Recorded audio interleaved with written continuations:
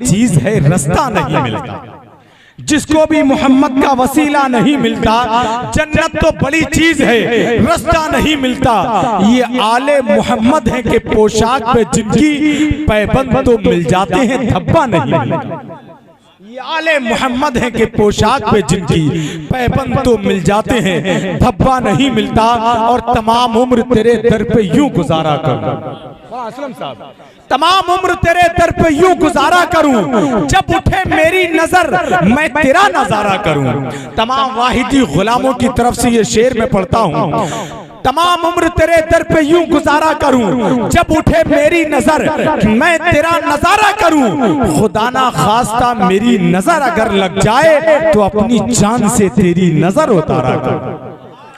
खुदा ना खास्ता मेरी नजर अगर लग जाए। बहुत खुशकिस्मत है आप। महारारा शरीफ, बरेली शरीफ, मौसौली शरीफ का जो पीर खाना है, जिसको पिलग्राम शरीफ कहते हैं, वहाँ के साहिब सज्जादा सज्जदी आकाई मौलाई सरकार सैयद सोहेल मियां हुजूर के पैकर में आपकी निगाहों के सामने है। अब मैं चाहता हूँ जो लोग मुरीद हो गए हैं वो भी उन कलिमात को दोहरा लें, और जो हजरात मुरीद नहीं हुए हैं उनके लिए बहुत खूबसूरत चांस है, वो सारे लोग करीब आ जाएं, सारे लोग करीब आ जाएं। बैठ जाएं हजरात, बैठ जाएं, बैठ जाएं। बहुत इनाम हो गया, बैठ जाएं आप हजरात, माशाअल्लाह।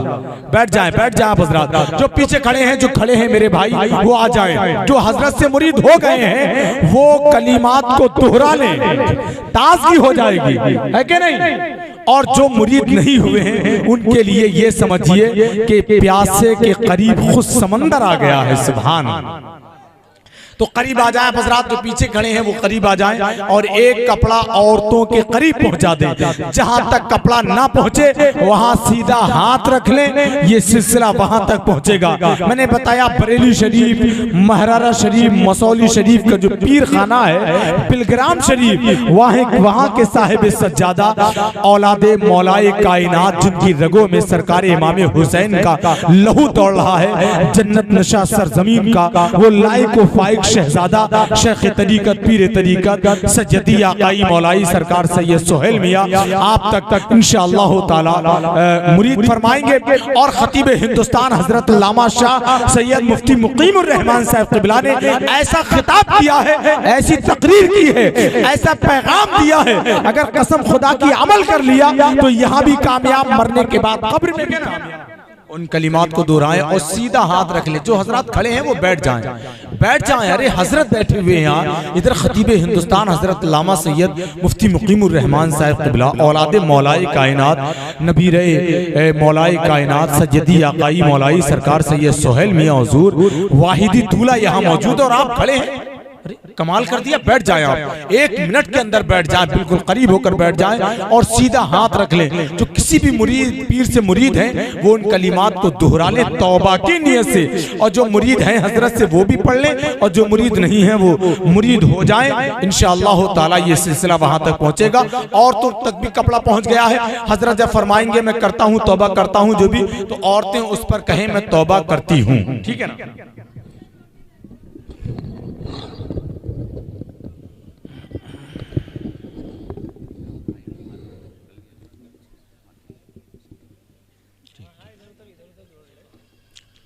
पढ़िए सल्लल्लाहु अला नबिय्यिल उम्मी व आलिही सल्लल्लाहु अलैहि वसल्लम सलातों व सलामन अलैका या रसूलल्लाह अस्तगफिरुल्लाह रब्बी मिन कुल्ली ज़ंबियों वातूबु इलैहि। आज मैं अपने तमाम गुनाहों से जो जाने या अनजाने में हमसे हुए हैं उन गुनाहों से मैं तौबा करता हूँ। आज से झूठ नहीं बोलूँगा, चुगली गीबत नहीं करूँगा, गीबत नहीं करूँगा, नमाजों को उनके वक्तों पर अदा करूँगा, और ढोल तमाशा ढोल तमाशा नाच गाने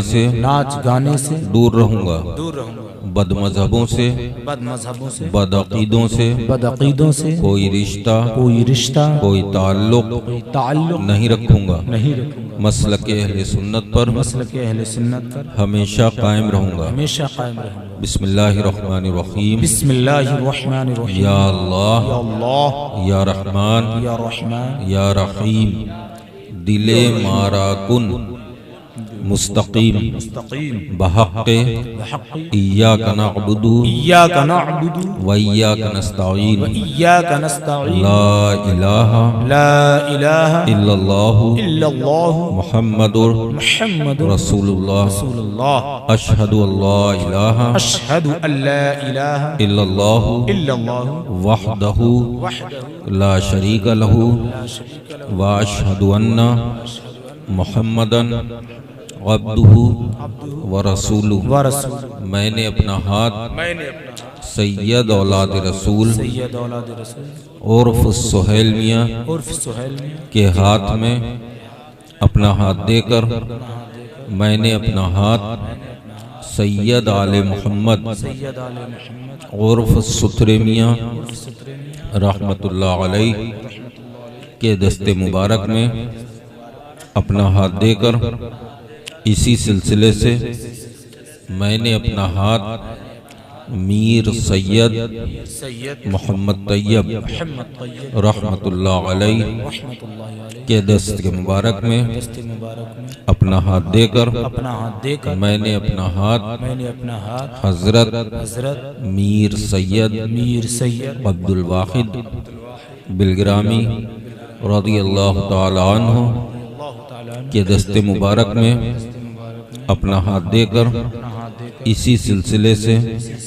सिलसिला बसिलसिला मैंने अपना हाथ हुजूर गौसुल आज़म सैयदना मुहियुद्दीन अब्दुल कादिर जिलानी रज़ियल्लाहु ताला अन्हु के दस्ते मुबारक में अपना हाथ दिया।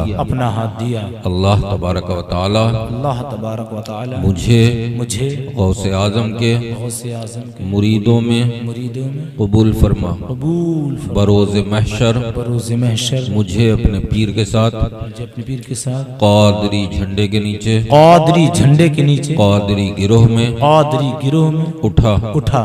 आमीन। अल्लाह सुब्हानहू मुहम्मद बारिक वसल्लम सल्लल्लाहु अलैहि वसल्लम या रसूलल्लाह या नबी अल्लाह या हबीब या अल्लाह रहमान या रहीम। जो मेरा काम था मैंने पूरा किया मौला, मैंने इनका रिश्ता तेरे नेक बंदों नेक वलियों से जोड़ दिया। मौला इनकी तमाम पिछली खताओं गुनाहों को माफ़ फरमा। या अल्लाह आगे से पूरी हिदायत अता फरमा। या अल्लाह ने सिलसिले क़ादरिया के औलिया इकराम बुजुर्गान दीन के फैज़ व बरक़ात से माला माल फरमा। आमीन। जितने मुरीदीन मुरीदाएं हैं सबको दारैन की सादतों से माला माल फरमा। सबका खात्मा बिल खैर फरमा। सल्लल्लाहु तआला अला खैर खल्क़ि नूर अर्श मुहम्मद व आलिहि व अस्हाबिहि अजमईन बिरहमतिक या अरहमर राहिमीन। कुछ नसीहत सलाम पढ़ लिया और कुछ है पढ़। और जो लोग मुरीद हो गए हैं वो शिजरे हजरत मौलाना असलम साहब से हासिल कर लें। आप हजरत बैठ जाएं, बस बैठ जाएं हजरत कुछ नसीहत फरमाएं। नहमदुहु व नुसल्ली व नुसल्लिमु अला रसूलिहिल करीम, अम्मा बाद, फ़ऊज़ु बिल्लाहि मिनश शैतानिर रजीम, बिस्मिल्लाहिर रहमानिर रहीम। या अय्युहल्लज़ीना आमनुत्तक़ुल्लाह आमन्तु बिल्लाह सदक़ल्लाहु मौलाना अल-अज़ीम व सदक़ रसूलुहुन नबियुल अमीनुल मतीनुल करीम व नहनु अला ज़ालिका लमिनश शाहिदीन व शाकिरीन वल्हम्दुलिल्लाहि रब्बिल आलमीन। दुरूद शरीफ पढ़ लीजिए। अल्लाहुम्मा सल्लि अला शफ़ीअना मौलाना मुहम्मद व आलिहि वसल्लम सल्लल्लाहु व सल्लम अलैहि या रसूलल्लाह सल्लल्लाहु अलैहि वसल्लम। हज़रात, या रसूलल्लाह, अभी आपने सुना हज़रत अल्लामा मौलाना सैयद मुक़ीमुर रहमान साहब क़िबला ने जो आपके सामने गुफ्तगू फरमाई, एक अच्छा पैगाम आप तक पहुंचाया। साथ ही साथ ये कैद लगाई है कि अगर आप इस पर अमल करेंगे जी तो आपके जलसे कराना कामयाबी बन सकते हैं। बहुत अच्छा। माशाअल्लाह। जलसे जैसा कि हजरत ने बताया कि आपने इससे पहले जलसे फिर जलसे फिर जलसे पे जलसा करा रहे हैं, इसका नतीजा क्या है, इसका फायदा कुछ सामने नजर आना चाहिए। जी बहुत अच्छा माशाअल्लाह। तकरीर तो हो गई, तकरीर करना मकसद नहीं है, तकरीर तो बहुत अच्छा पैगाम दिया हजरत ने, पीरों के ताल्लुक से भी दिया। तो आज जो हमारे मुआशरे में ये बिखराव है, जो अफरा तफरी का माहौल है, जो हम ये रास्ते से भटक रहे हैं, इसमें अगर सबसे बड़ा हाथ है तो वो पीरों का है। जी क्या बात। अब जहन तो उधर ही जाएगा जी, मतलब ये झोला छाप पीरों का, ये जाहिल पीरों का। और एक बात मेरी आप बहुत गौर से नोट कर लीजिए, पीरा मुरीदी की जो 4 शराइत हैं, उन 4 शराइतों में ये शर्त नहीं है कि पीर का सैयद होना जरूरी है। क्या बात है, ये शर्त नहीं है। हाँ, शर्त क्या है? शर्त यह है कि पीर का गालिब होना जरूरी है। वाह वाह वाह वाह, सुभान अल्लाह, हज़रत जिंदाबाद जिंदाबाद। और ये शराइत किसने बयान की? माशाअल्लाह माशाअल्लाह। ये शराइत खुद मेरे जद्दे करीम सैयदना मीर अब्दुल वाकिद बिलग्रामी ने अपनी किताब सबए सनाबिल शरीफ में नकल की। वाह वाह वाह माशाअल्लाह। आज क्या माहौल है? आज पीर साहब आए तो पीर साहब आज घर घर पहुंच जाते हैं। क्या बात है हज़रत। मेरे बहुत ही खास कारी नाजिर साहब ने अभी एक आपको जुमला दिया था। अक्सर लोग ये कहते हैं कि प्यासा कुएं के पास जाता है, लेकिन आज कुआं प्यासे के पास आ गया। लेकिन आज तो कुएं इतने इफरात हो गए हैं। चलिए, मैं तो फिर भी मतलब कुछ लोगों के दरमियान आया हूँ, कुछ कुएं तो घर घर पहुंच रहे हैं पानी पिलाने के लिए, सैराब करने के लिए। लेकिन मेरे भाई, पीरा मुरीदी अब चूंकि एक मजबूरी भी है जी, वरना मुझे पीर मुरीद करने का कोई शौक नहीं है। सुनिए, अब धीरे धीरे मौत बन रहा है। मजबूरी है। मजबूरी क्या है? मजबूरी यह है कि हमारे स्टेज के जो उलेमा हैं, वो पीरों को जमीन से चौथे आसमान तक पहुंचा देते हैं, ख्वाह वो कोई भी पीर हो जी। इसलिए कि अगर उसे पहुंचाएंगे नहीं तो पीर साहब के मानने वाले, उनके मुरीदीन जो हैं, उन मौलाना को बुलाएंगे नहीं। समझ रहे हैं आप?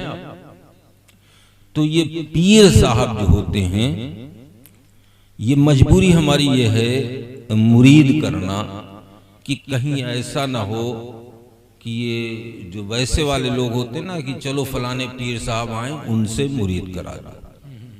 तो कहीं अगर उनके हाथ में हाथ चला गया तो अभी तो कुछ थोड़ा सा उसमें कमी है, कल को फिर वो ज्यादा बुराइयां उसके जी, सच है, ये ऐसा ही हो रहा है। या एक वजह ये भी है कि मुरीद किसी के भी हाथ पे हो गया, लेकिन मुरीद होने के बाद अल्हम्दुलिल्लाह ये इसका अकीदा मजबूत हो जाता है। ये गुनहगार तो हो सकता है लेकिन काफिर नहीं हो सकता। जी जी जी। और ये भटक गया, कहीं उनके खेमे में पहुंच गया जो नबी की शान में गुस्ताखी करते हैं, तो ये हद कुफ्र तक पहुंच जाएगा।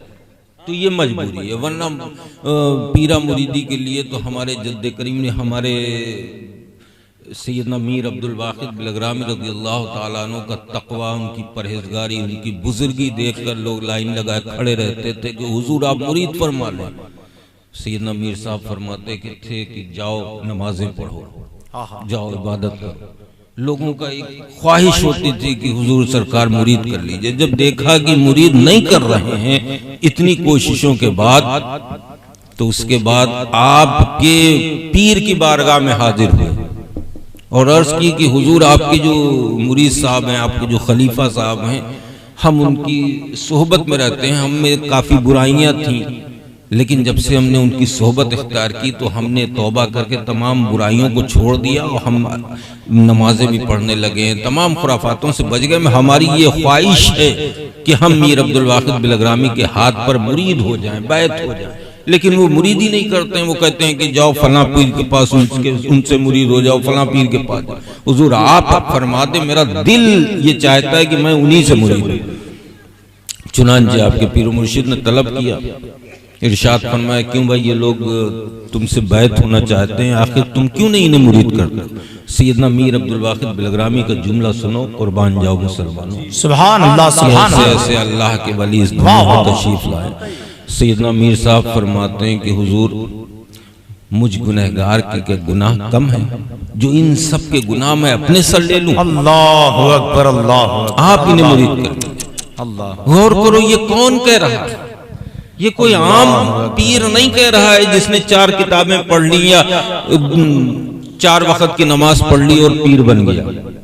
ये वो शख्स कर रहा है जिसकी पहुंच खुद प्यारे मुस्तफा तक है। बेशक हक है, सुभान अल्लाह। डायरेक्ट पहुंच सैयदना मीर अब्दुल वाकिद बिलग्रामी। क्या बात है। वो आपने उलमा से सुना होगा सबई सनाबी शरीफ का वाकया कि मेरे आका मुस्तफा जाने रहमत एक शख्स से मुस्कुरा कर गुफ्तगू फरमा रहे। वो शख्स कौन है? वो शख्स कोई और नहीं बल्कि सैयदना मीर अब्दुल वाकिद बिलग्रामी है। और उनकी मकबूलियत की वजह जो सबब जो बनी वो उनकी लिखी हुई किताब सबई सनाबिल शरीफ। चुनांचे तो आपके पीर मुस्कुराए और अल्लाह वालों को अल्लाह वाले ही जानते हैं। बेशक हक है। आपने फरमाया है अब्दुल वाकिद, इन्हें ये सोच के मुरीद मत किया करो कि कल बरोज महशर ये तुम इनकी बख्शिश का जरिया बनोगे, बल्कि ये सोच के इन्हें मुरीद कर लो कि शायद तुम्हारे मुरीदों में कोई ऐसा बंदा मिल जाए जिसके सबब तुम्हारी बख्शिश हो जाए। अल्लाह अल्लाह अल्लाह अल्लाह। नारे तकबीर, नारे रिसालत, फैजाने वाहिदी, वाहिदी दूला, सैयदी सरकार सोहेल मिल्लत। वाह वाह, सुभान अल्लाह। गौर करो मुसलमानों की इस जुमले में क्या कुछ छुपा हुआ है। आज हमने पीरा मुरीदी को एक तिजारत बना लिया, एक बिजनेस बना लिया। आज हमारा मकसद क्या होता है? हमारा मकसद ये होता है कि कौन सा मुरीद हमारे से मुराद ये मत समझ लेना कि सिर्फ लफ्ज मेरा नहीं इस्तेमाल करो, हमारा, यानी कि तमाम आजकल के जो पीर साहब लोग चल रहे हैं उनका मकसद ये होता है कि कौन सा हमारा मुरीद जो है पैसे वाला है, जो हमारे वहाँ उर्स में हमारे मदरसे में अच्छा सा मोटा सा चंदा दे। और मुरीद का मकसद आजकल मुरीद की सोच क्या होती है? कौन हमारा पीर ऐसा होना चाहिए जो हमें नमाज के लिए ना कहे, हमसे दाढ़ी रखाने के लिए ना कहे, हमसे झूठ पे पाबंदी ना लगाए। हाँ, ऐसा पीर मिल जाए जो हाथ उठा दे और हमारे घर में नोटों की बारिश होने लगे। मेरे भाइयों, ये पीरा मुरीदी को खेल तमाशा नहीं है। हाँ, और कुछ लोग ऐसे हैं जैसे उलमा आए उनको पीर साहब आ गए, निखे जाहिल हैं, कुछ नहीं आता, बस हाँ बस किस्मत की बात कह लो कि अच्छे घर में पैदा हो गए, पीरों के घर में पैदा हो गए, खुसूसियत के साथ अगर सैयद साहब के घर में पैदा हो गए तो वो तो फिर पैदाइशी पीर हो गए। उन्हें तो सर्टिफिकेट मिल गया कि साहब ये आगे चल के पीर ही साहब बनेंगे। लेकिन मेरे भाइयों, पीर जो आते हैं वो कहते हैं कि हमने तुम्हें जन्नत का टिकट दे दिया, जन्नत के दरवाजे तक पहुंचा दिया, और ये जो उलमा सिफारिश करते हैं कि ये पीर साहब ने जो है इनका दामन थाम लो, सीधे तुम जन्नती बन जाओगे। जन्नत मेरे भाइयों इतनी आसान नहीं है। अगर इतनी आसान होती तो जहां से ये पीरा मुरीदी चली, जहां से इन सादात का सिलसिला चला, हमारे और कुल कायनात के सैयदों के जद हजरत इमाम आली मुकाम सैयदना इमाम हुसैन रज़ियल्लाहु ताला अन्हु, जिन्हें प्यारे आका सल्लल्लाहु अलैहि वसल्लम ने फरमाया कि ये मेरे हसन और हुसैन जन्नती नौजवानों के सरदार हैं। वो हुसैन अपने 18 साल के कड़ियल जवान बेटे के लाशे पर घोड़ों को दौड़ता हुआ न देखते। कौन हुसैन? ये मेरे आका ने कब फरमाया? ये तब नहीं फरमाया कि जब वाक़यात करबला पेश आ गया, उसके बाद नहीं, बल्कि जब आका छोटे थे तभी नबी ने फरमाया कि ये दोनों शहजादे जन्नती नौजवानों के सरदार। इधर जंग चल रही है, गौर करो मुसलमानों, यजीदियों से हुसैनियों से जंग चल रही है, तलवारों की बारिश हो रही है, सर गाजर मूली की तरह कट रहे हैं। उधर आजान की आवाज होती है, मेरे आका हुसैन इरशाद फरमाते हैं अपने सिपाही सालार को, अपने सिपाही को, अपनी तरफ से एक शख्स को भेजते हैं कि जाओ इब्ने ज़ियाद से कहो थोड़ी देर के लिए जंग को रोक दे ताकि वो भी नमाज पढ़ ले, हम भी नमाज पढ़ लें। जब ये बात पहुंचती है इब्ने ज़ियाद या शिम्र तक, वो इनकार कर देता है, कहता है इसमें हो सकता है कि हुसैन की कोई साजिश हो, कोई चाल हो, हम जंग नहीं रोकेंगे। गौर करो मुसलमानों, वो हुसैन खुदा की कसम कि अगर अपने हाथों को उठा के अपने रब की बारगाह में दुआ कर देते तो सारे के सारे यजीद उसी वक्त जल के राख हो जाते। लेकिन नहीं, हुसैन आजम हमें एक पैगाम देना चाह रहे थे, क्या लोगों देख लो दुनिया में तुम पर कितना ही बुरा वक्त आ जाए लेकिन कभी नमाज को नहीं छोड़ना। चुनांचे वो वापस आते हैं और अर्ज करते हैं हुजूर शिम्र ने इनकार कर दिया, उसने कहा हम जंग नहीं बंद करेंगे। मेरे आका हुसैन इरशाद फरमाते हैं कि ठीक है वो जंग नहीं बंद करेगा, ठीक है जंग करो। अब आधे लोग जंग करेंगे और आधे लोग नमाज पढ़ेंगे। चुनांचे उधर तलवारें चल रही थी, इधर सजदे अदा हो रहे थे। ये है पीरा मुरीदी, हमें उन्हीं से सबक मिला। अगर हम सच्चे मुरीद हैं, हमें जन्नत में जाने का वाकई, अगर हमें जन्नत में जाना है तो हमें चाहिए कि जो मुरीद करने से पहले जो हमें नसीहतें की गई हैं हम उस पर अमल करें, तो हमें जन्नत में दाखिला मिलेगा। और जन्नत में तो जाओगे मेरे भाइयों, हम क्या ये क्या कोई भी हमें जन्नत में जाने से रोक नहीं सकता, सुभान अल्लाह। लेकिन किस हाल में जाना है ये आपको तय करना है। जी, ठुक पिट के जाना है या ऐसे ही जाना है। इसलिए कि जन्नत तो हमारा वतन है, जन्नत हमारा वतन है।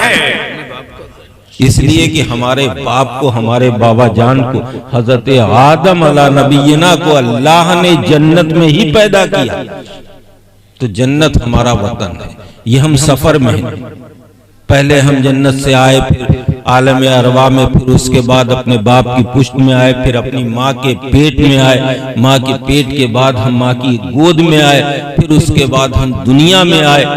लेकिन दुनिया में आने के बाद हमने ये सोच लिया कि अब हमें आगे नहीं जाना, यहीं रहना है। बहुत खूबसूरत है दुनिया, लेकिन यहाँ रहना नहीं है मेरे भाइयों। अभी हम सफर कर रहे हैं। आप यहाँ से बरेली जाएं या कहीं भी जाएं, आपको स्टेशन पड़ते, फला स्टेशन थोड़ी देर गाड़ी रुकी, लेकिन आप ये ना सोचें कि आपको वहीं रुकना है, बल्कि आगे भी चलना है, उसके बाद अगला स्टेशन। इसी तरह हम भी सफर कर रहे हैं।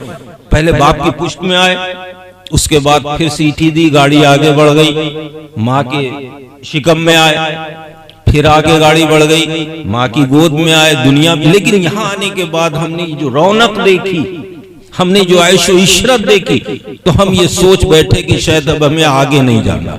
लेकिन मेरे भाइयों अभी भी हम सफर में, अभी हमारी मंजिल नहीं आई है। फिर उसके बाद हम दुनिया छोड़ के जाएंगे कब्र की अंधेरी कोठरी में, वहां भी हमें हमेशगी नहीं है, वहां से भी कहा जाएगा उठो आगे बढ़ो। फिर कब्र के बाद हम पहुंचेंगे मैदान क़यामत में, वहां भी हमेशगी नहीं है। मैदान क़यामत, मैदान महशर के बाद हम अपने असल मकाम, अपने वतन यानी जन्नत पहुंचेंगे इंशाअल्लाह ताला। लेकिन कब पहुंचेंगे? जब हमारे अमाल अच्छे होंगे, जब हमारा किरदार अच्छा होगा, जब हमने जिंदगी अपनी अल्लाह के खौफ में गुजारी होगी। आज तो हम ये सोच बैठे हैं कि हमें मरना ही नहीं है। हम मौत को कितना याद करते हैं बताइए आप? अल्लाहु अकबर। कौन ऐसा शख्स है और किसकी ऐसी चाहत है? दुनिया की तमाम चीजें चाहने के लिए लोग दीवाने रहते हैं, पूरी अपनी हस्ती मिटा देते हैं। लेकिन खुदा की कसम कौन ऐसा बंदा है जो मौत को चाहता है? अल्लाहु अकबर। जबकि बाकी चीज तो आप चाहे जितनी, अल्लाह तुम्हारी उम्र थोड़ी बरकत दे, आप दुनिया की चीज चाहने के लिए आप लाख कोशिश करें, बहुत सी ऐसी चीजें होती हैं कि आपको मिल जाती हैं, और बहुत सी ऐसी होती हैं कि मिलती भी नहीं, आपकी जिंदगी खत्म हो जाती है लेकिन वो चीज नहीं मिलती। और मौत ऐसी चीज है, आप चाहे जितना इससे दूर भागे, चाहे जितना आप इससे पीछा छुड़ाने की कोशिश करें, लेकिन ये आपको मिलनी है, इससे तो कोई बचे नहीं। कोई आलिम हो, जाहिल हो, कोई खास हो, परहेजगार हो, लेकिन किसी की ये चाहत नहीं होती है कि हमें मौत मिल जाए। लेकिन हाँ, जो अल्लाह वाले हुआ करते, जो नेक बंदे, जिन्हें ये मालूम है खुदा की कसम कि मौत हमारे लिए सबसे अजीम तोहफा है, इसलिए कि हम दुनिया में हैं, हमें हजरत का कुर्ब मिला, आपका कुर्ब मिला, अपने माँ बाप का कुर्ब मिला। जब तक हमारी आंखें हैं, हमारी ये तमन्ना है काश हमें गुंबद खजरा देखने को मिल जाए। लेकिन जब हमारी आंखें बंद होंगी तो हमें गुंबद खजरा नहीं बल्कि हमें चेहरे रसूल की ज़ियारत होगी।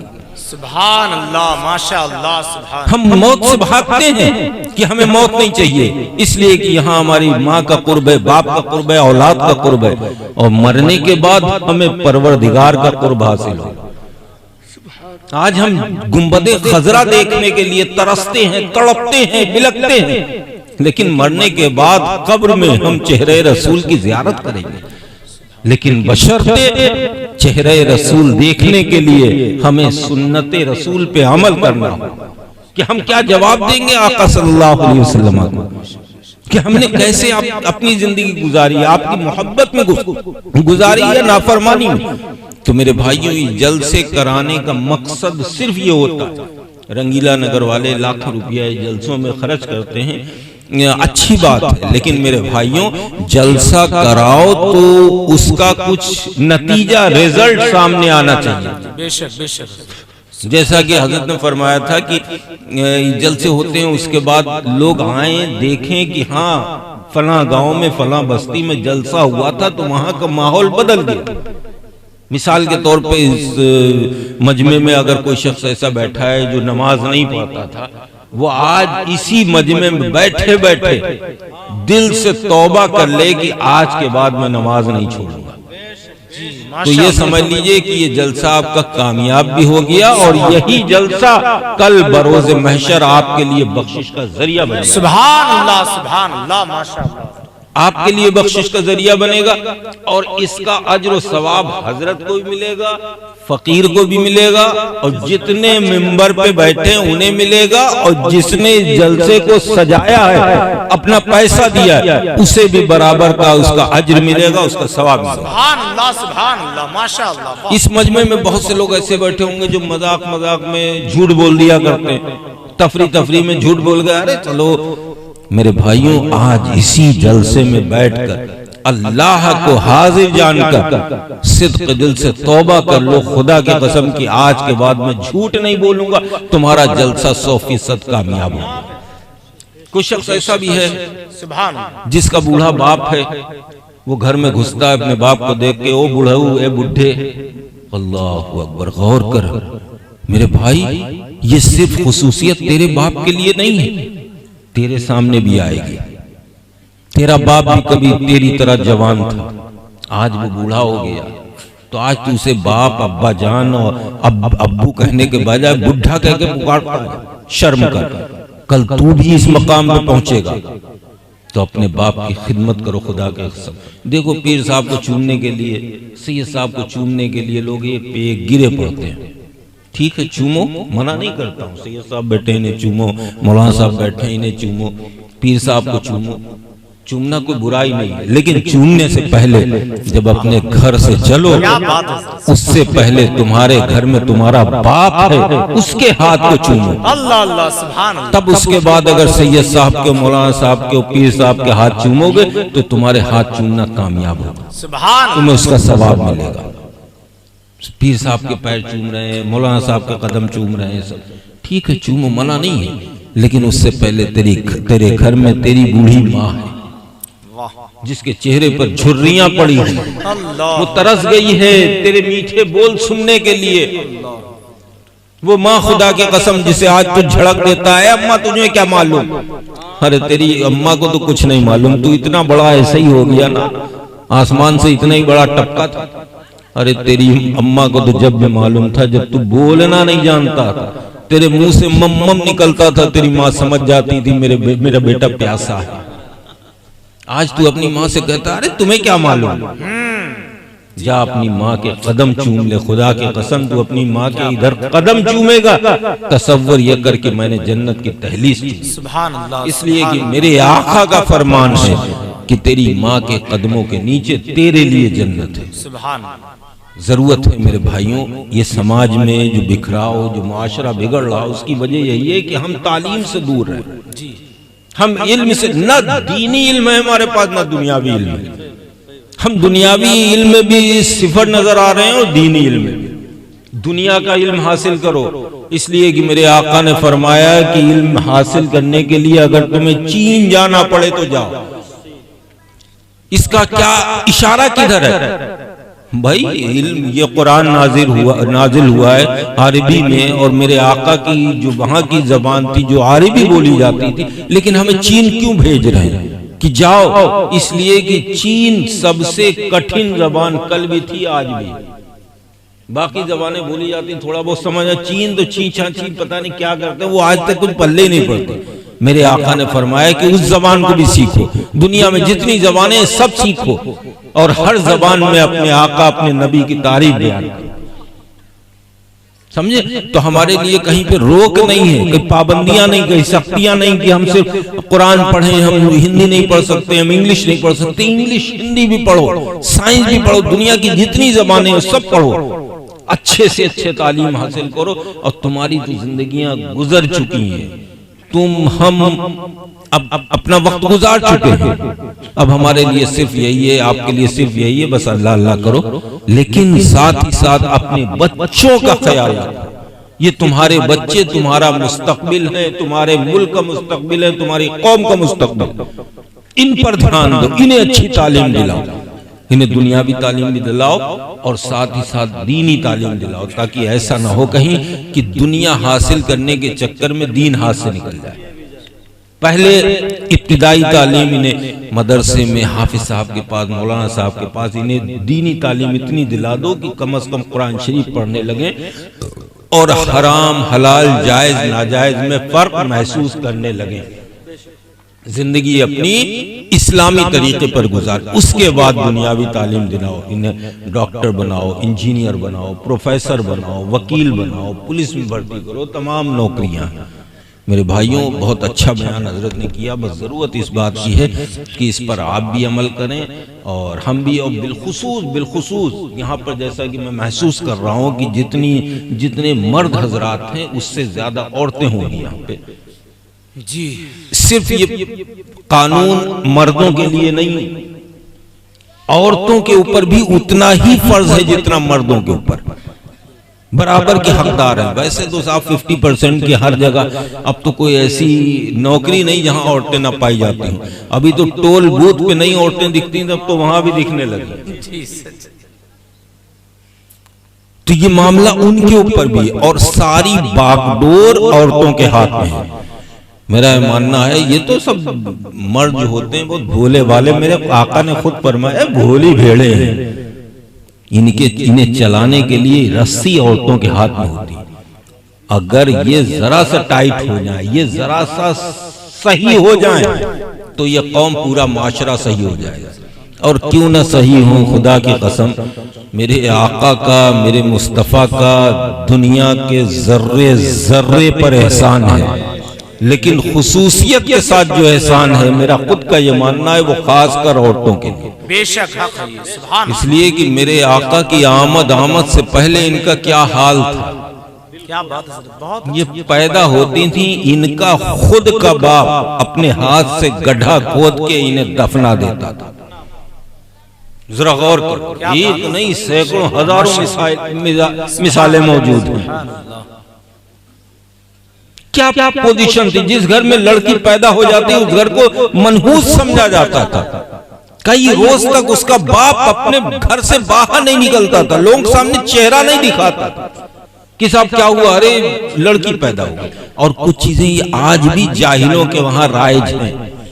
ये सदका है मेरे आका करीम का, जिन्होंने इन औरतों को इज्जत दी। ये सदका है मेरे आका का। इन्हें तो इतना एहसान, इनका तो सर सजदे से उठना ही नहीं चाहिए कि इन पर कितना बड़ा फल फरमाए। मेरे आका ने ये हालत देखी दुनिया की कि औरतों के ऊपर इतना जुल्म, कि बच्चियों को अपने हाथ से अपना बाप, सगा बाप गड्ढा खोद के उसमें दफना रहा है। बच्चे चीख रही हैं, अपने बाप के पैर को पकड़ रही हैं कि अब्बा जान अब मैं आपसे कोई जिद नहीं करूंगी, अब्बा जान आप मेरे साथ ये क्या कर रहे हैं, अब्बा जान मुझसे गलती हो गई जो मैंने आपसे फला चीज मांग ली, हाँ इंदा मैं ऐसा। लेकिन बाप तो उस टाइम गौर करो क्या पोजीशन थी इनकी।